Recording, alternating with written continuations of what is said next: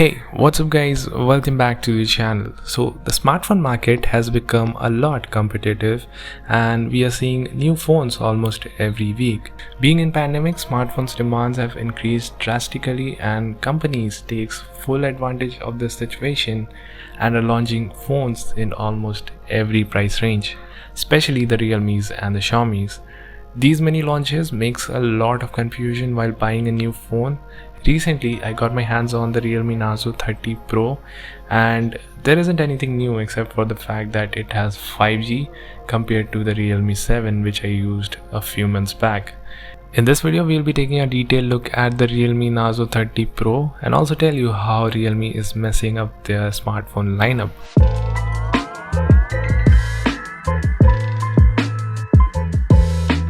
Let's start with the design.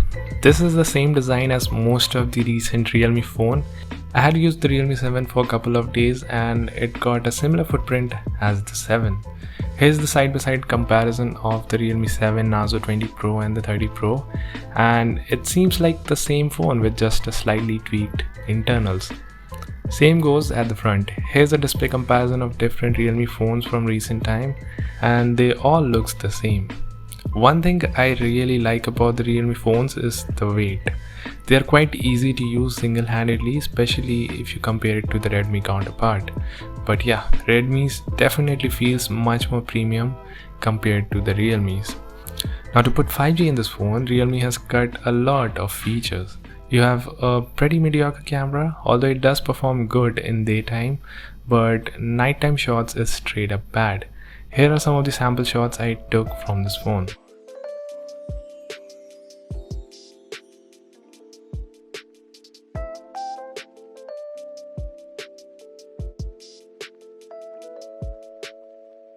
Now, same is the case with the display. We have a 6.4-inch IPS Full HD Plus 120Hz display and the quality is not that great.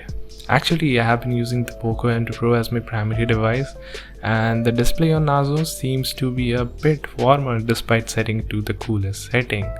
I do appreciate the fact that it has a 120Hz refresh rate.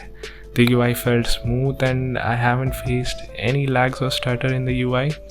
But yeah, display isn't that good in this one.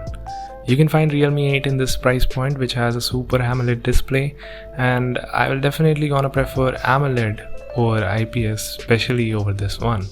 One thing I am really impressed by this phone is the performance. In day-to-day life, phone runs extremely well. App opening is fast, even the games runs pretty smooth. Although some of the games isn't optimized for Dimensity 800U, like if you play Alto Odyssey, FPS sticks out at 60 FPS, which it's supposed to run at 120 since Poco X3 easily runs at 120Hz. Even in Asphalt, graphics maxes out at medium settings. So I feel Dimensity 800U is much more capable and can easily run these games at higher frame rates. To give you a perspective, performance is similar to the Helio G90T.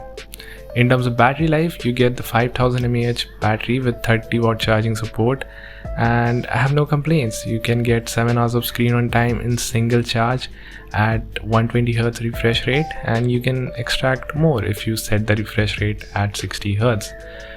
Dart charging is blazing fast as always and you can get a day of charge in just under an hour, and I never really had any complaints on charging front in Realme phones and this one doesn't disappoint either. Now coming to the software, it's July of 2021 and Google has already started testing the Android 12 betas. You can expect the stable build to be out in August end or in the September, and this Narzo 30 Pro, despite being 3 months old, still runs on Android 10. Not only that, we get a good amount of bloatware and most of them we can't even uninstall, so it's a terrible software experience. So overall, this isn't a bad phone, but it doesn't have anything groundbreaking too, except for the fact that it has 5G support. Also, the amount of phones Realme launches, it really becomes hard to decide which phone to buy, as every new phone becomes old in just 2-3 months.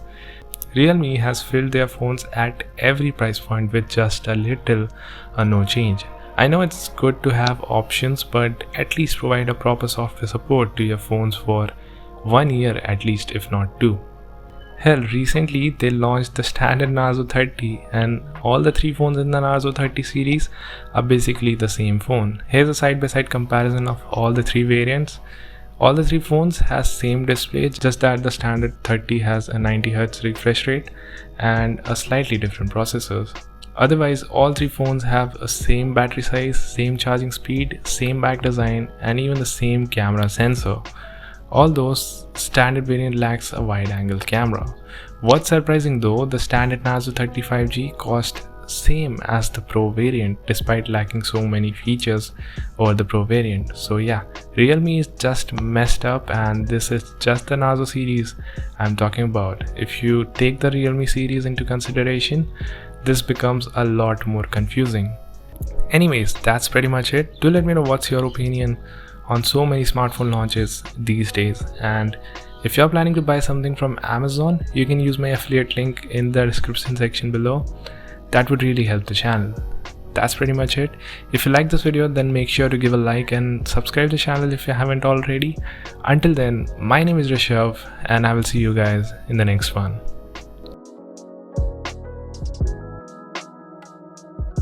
So recently I tried out .os on Poco N2 Pro. You can check out that video here, and I also made a video on my experience with the 7000 rupees phone. That video will be at the right. Do check them out.